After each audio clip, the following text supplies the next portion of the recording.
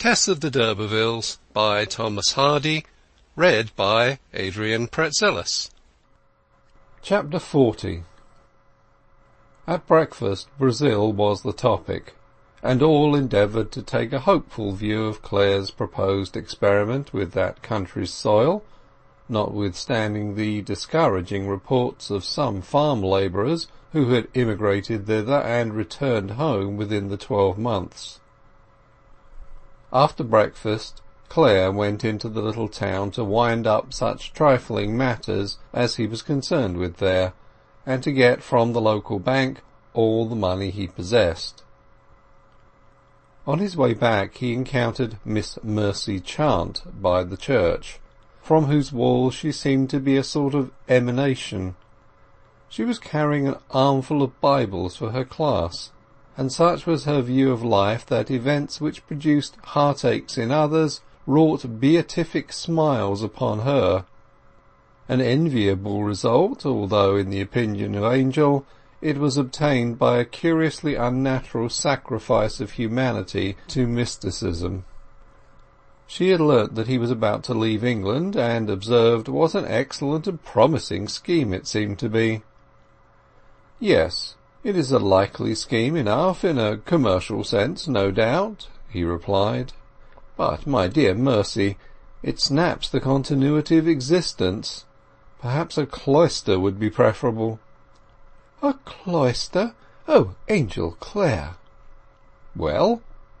"Why, you wicked man, a cloister implies a monk, and a monk Roman Catholicism. And Roman Catholicism sin, and sin damnation. Thou art in a parlous state, Angel Clare." "I glory in my Protestantism," she said severely. Then Clare, thrown by sheer misery into one of the demoniacal moods in which a man does despite to his true principles, called her close to him and fiendishly whispered in her ear the most heterodox ideas he could think of. His momentary laughter at the horror which appeared on her fair face ceased when it merged in pain and anxiety for his welfare. "Dear Mercy," he said, "you must forgive me. I think I am going crazy." She thought that he was, and thus the interview ended, and Clare re-entered the vicarage. With the local banker he deposited the jewels till happier days should arise. He also paid into the bank £30, to be sent to Tess in a few months, as she might require, and wrote to her at her parents' home in Blackmore Vale to inform her of what he had done. This amount, with the sum he had already placed in her hands, about £50, he hoped would be amply sufficient for her wants just at present, particularly as in an emergency she had been directed to apply to his father. He deemed it best not to put his parents into communication with her by informing them of her address, and being unaware of what had really happened to estrange the two, neither his father nor his mother suggested he should do so. During the day he left the parsonage, for what he had to complete he wished to get done quickly.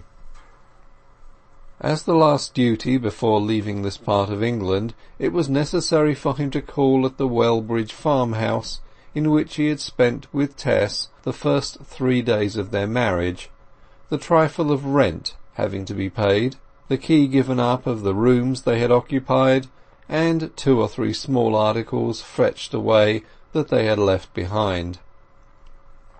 It was under this roof that the deepest shadow ever thrown upon his life has stretched its gloom over him.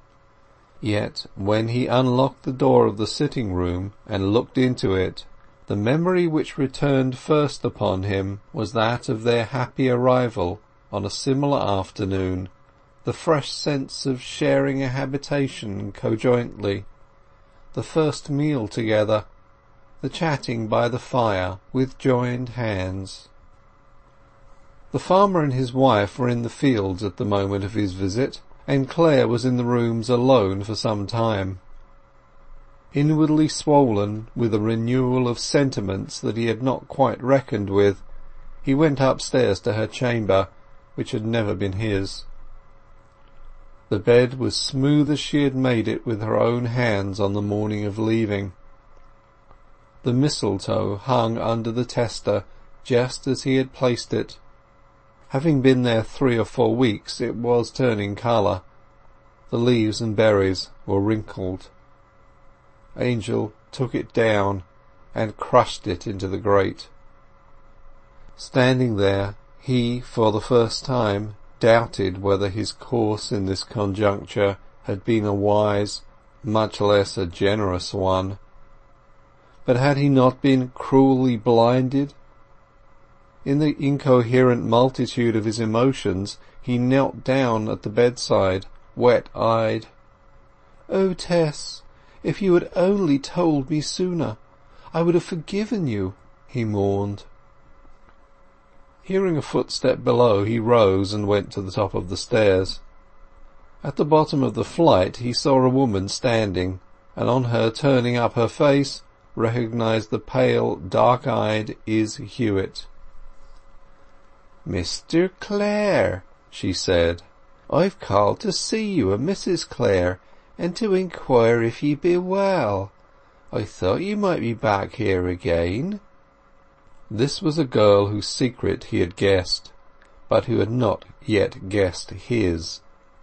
An honest girl who loved him, one who would have made as good or nearly as good a practical farmer's wife as Tess.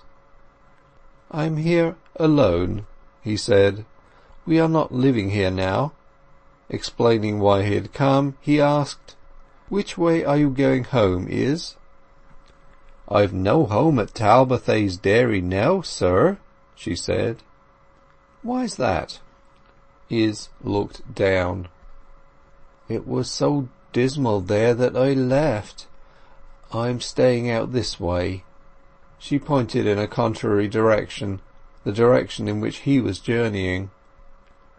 "Well, are you going there now? I can take you if you wish for a lift." Her olive complexion grew richer in hue. "Thank ye, Mr. Clare," she said. He soon found the farmer, and settled the account for his rent and the few other items which had to be considered by reason of the sudden abandonment of the lodging. On Clare's return to his horse and gig, Izz jumped up beside him. "I'm going to leave England, Izz," he said as they drove on. "Going to Brazil." "And do Mrs. Clare like the notion of such a journey?" she asked. "She is not going at present. Say for a year or so. I'm going out to reconnoitre, to see what life there is like." They sped along eastward for some considerable distance, Izz making no observation. "How are the others?" he inquired. "How is Retty?" "She was in a sort of nervous state when I zid her last, and so thin and hollow-cheeked that I do seem in decline. Nobody will ever fall in love with her any more," said Izz absently. "And Marian?" Izz lowered her voice. "Marian drinks." "Indeed?" "Yes. The dairyman has got rid of her." "And you?" "I don't drink, and I bain't in a decline, but I'm no great things at singing afore breakfast now." "How is that? Do you remember how neatly you used to turn 'Twas down in Cupid's Gardens and The Tailor's Breeches at morning milking?" "Ah, yes. When you first came, sir, that was. Not when you had been there a bit." "Why was that falling off?" Her black eyes flashed up to his face for one moment by way of answer. "Izz, how weak of you, for such as I," he said, and fell into reverie. "Then suppose I had asked you to marry me?" "If you had, I should have said yes, and you would have married a woman who loved 'ee." "Really?" "Down to the ground," she whispered vehemently. "Oh, my God, Did you never guess it till now?" By and by they reached a branch road to a village. "I must get down. I live out there," said Izz abruptly, having never spoken since her avowal. Clare slowed the horse. He was incensed against his fate, bitterly disposed towards social ordinances, for they had cooped him up in a corner out of which there was no legitimate pathway. Why not be revenged on society by shaping his future domesticities loosely, instead of kissing the pedagogic rod of convention in this ensnaring manner? "I'm going to Brazil alone, Izz," said he. "I have separated from my wife for personal, not voyaging reasons. I may never live with her again. I may not be able to love you, but will you go with me instead of her?" "You truly wish me to go?" "I do. I have been badly used enough to wish for relief, and you at least love me disinterestedly." "Yes, I will go," said Izz after a pause. "You will? You know what it means, Izz?" "It means that I shall live with you for the time you're over there. That's good enough for me." "Remember, you are not to trust me in morals now, but I ought to remind you that it will be wrong-doing in the eyes of civilization. Western civilization, that is to say." "I don't mind that. No woman do when it comes to agony point, and there's no other way." "Then don't get down, but sit where you are." He drove past the crossroads, 1 mile, 2 miles, without showing any signs of affection. "You love me very, very much, Izz?" he suddenly asked. "I do. I've said I do. I loved you all the time we was at the dairy together." "More than Tess?" She shook her head. "No," she murmured, "not more than she." "How's that?" "Because nobody could love 'ee more than Tess did. She would have laid down her life for 'ee. I could do no more." Like the prophet on top of Peor, Izz Huett would fain have spoken perversely at such a moment, but the fascination exercised over her rougher nature by Tess's character compelled her to grace. Clare was silent. His heart had risen at these straightforward words from such an unexpected, unimpeachable quarter. In his throat was something as if a sob had solidified there. His ears repeated, "She would have laid down her life for 'ee. I could do no more." "Forget our idle talk, Izz," he said, turning the horse's head suddenly. "I don't know what I've been saying. I will drive you back to where your lane branches off." "So much for honesty towards 'ee. Oh, how can I bear it? How can I? How can I?" Izz Huett burst into tears and beat her forehead as she saw what she had done. "Do you regret that poor little act of justice to an absent one? Oh, Izz, don't spoil it by regret." She stilled herself by degrees. "Very well, sir. Perhaps I didn't know what I was saying either. When I agreed to go, I wish what cannot be." "Because I have a loving wife already." "Yes, yes, you have." They reached the corner of the lane which they had passed half an hour earlier, and she hopped down. "Izz, please, please forgive my momentary levity," he cried. "It was so ill-considered, so ill-advised." "Forget it? Never, never. Oh, it was no levity to me." He felt how richly he deserved the reproach that the wounded cry conveyed, and, in a sorrow that was inexpressible, leapt down and took her hand. "Well, but Izz, we'll part friends anyhow. You don't know what I've had to bear." She was a really generous girl, and allowed no further bitterness to mar their adieu. "I forgive 'ee, sir," she said. "Now, Izz," he said, while she stood beside him there, forcing himself to the mentor's part he was far from feeling, "I want you to tell Marian when you see her that she is to be a good woman and not to give way to folly. Promise that. And tell Retty that there are more worthy men than I in the world, that for my sake she is to act wisely and well.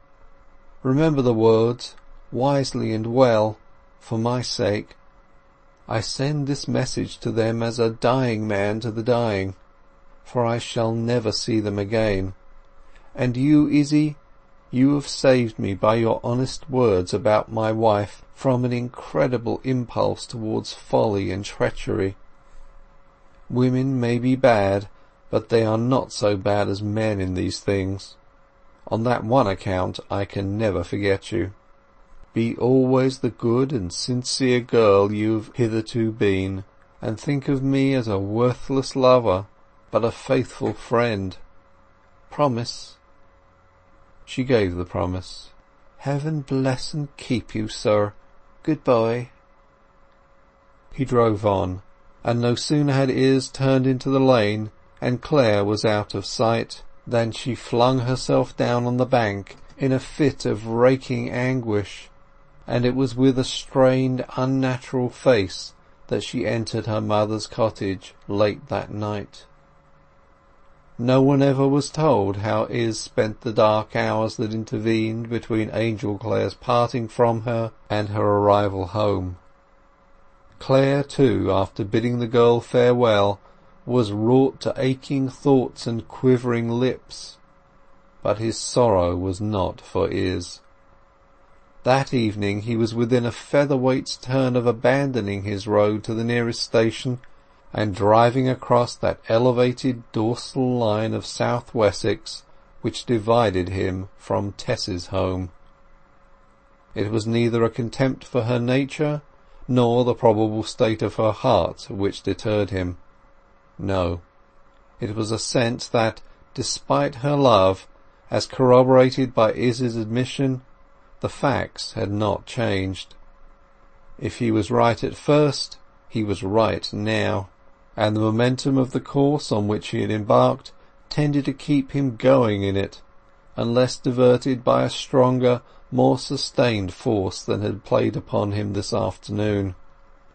He could soon come back to her. He took the train that night for London, and 5 days after shook hands in farewell of his brothers at the port of embarkation.